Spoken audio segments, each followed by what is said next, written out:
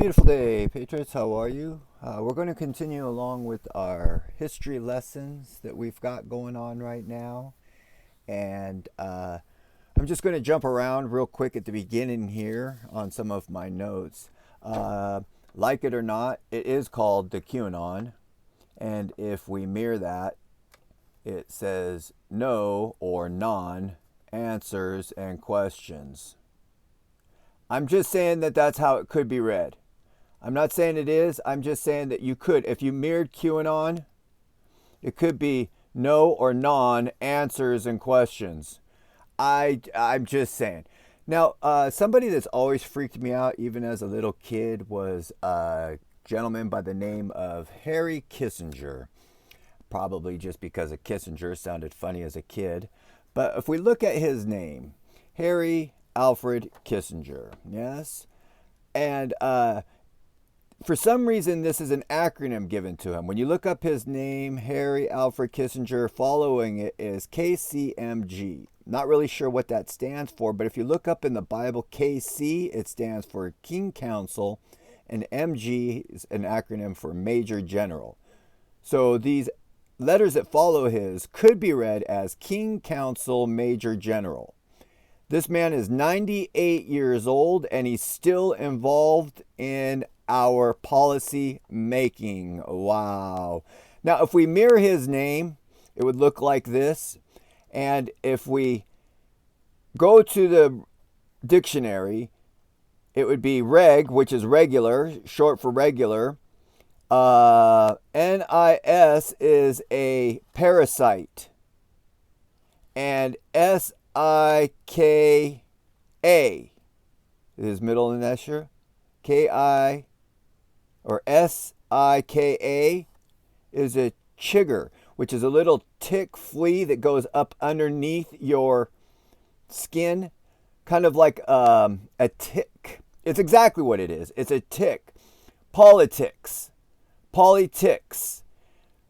Poly is many, and ticks is a bloodsucker. Harry Kissinger is involved in our American politics forever, and he is a regular parasite bloodsucker. I'm just saying that that's how his name, if you mirror it, could be broken down and read. Reg,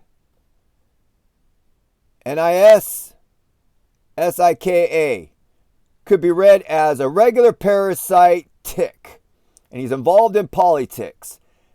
The ticks take many and suck their blood. King Council. Okay, anyways, now our second president was John Adams. If we mirror that SMA is small. District attorney. I forgot what some of the other ones were. But let's go ahead and look at Mr. Thomas Jefferson. He was a president. He was a very big part of our Declaration of Independence. He was a huge part of America's history. And as I repeat, he was also a president of the United States. Now, if we go ahead and mirror his name, it would be spelt like this. I'm not saying that it is. I'm just saying that our presidents of the United States names, when you mirror them and then look up these words and letters in the dictionary, you might be surprised at some of the things that you can see. So if we mirror Thomas Jefferson's name, we can see that it could be. I'm just saying it could be. I'm not saying that this is how it's done. I'm just saying it's coincidental that it just never stops. If we look at Thomas Jefferson's name, we can see that it could be broken into no, and SR is an acronym for Social Revolution. Let's go make sure and just double check that, just so that you know I'm not just making something like that up. Definition, the abbreviation for SR is Social Revolution. Right there, number 12, Social Revolution. So, Thomas Jefferson was part of our revolution, our American Revolutionary War. If we reverse his name, he's part of the Declaration and part of our presidents. If we reverse his name, I'm just saying it could be read, no social revolution. And didn't America's history tell us that we had a revolution, a social revolution against the United Kingdom, and we kept the name United States? So no social revolution. Now the next letter is EF. Stands for English, Finnish, or Expeditionary Force. Let's just go ahead and double check on that so that you don't think I'm just making things up. EF. EF right here. EF. English, Finnish. Expeditionary Force. Now, if we go and do EFF, because that is EFF, it is efficiency, effect, efficiency, effect. So, no social revolution, English, Finnish, or military force. What was the double F? Effective. Effective. So no social revolution, English, Finnish, effective. J. I haven't been able to really kind of tie the last part in, but maybe that was just to finish off the word. I guess it would look funny if his name was Efferson.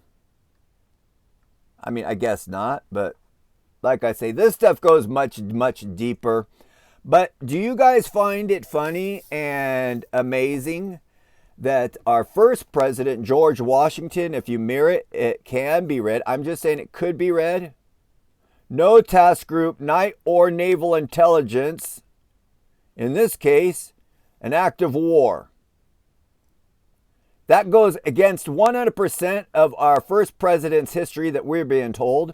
And if we go to Thomas Jefferson, who was a big part of our American Revolution, if we mirror his name, it says no social revolution, English, Finnish. And that's who we were fighting with, right? No social resolution or English, Finnish. As I say, United States, United Kingdom. Come on. Come on. I mean, if you know your history, we know that our taxpayers go to a few places. They do not stay in America. They go to the Queen and the King, which is the Pope. Just a coincidence, I am sure. We will continue with these type of studies until the time comes to an end, I guess. Listen, you guys, is Q biblical or political? All Q does is give you answers to questions that you already were able to get on the internet.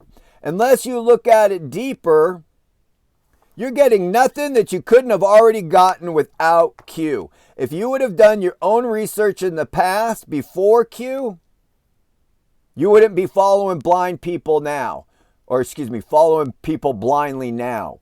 If you already would have taken responsibility for your mind, thought, and actions, you wouldn't be following a QAnon deception. It's just a fact. If we mirror it, no or none answers to your questions. I'm not saying it is that way. I'm just saying it could be read that way. Do you know your American history? Do you know your American history?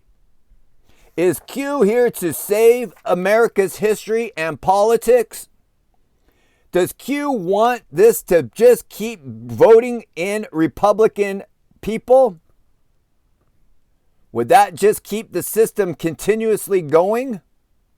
It's up to you. Is it biblical or political? Completely up to you, patriots.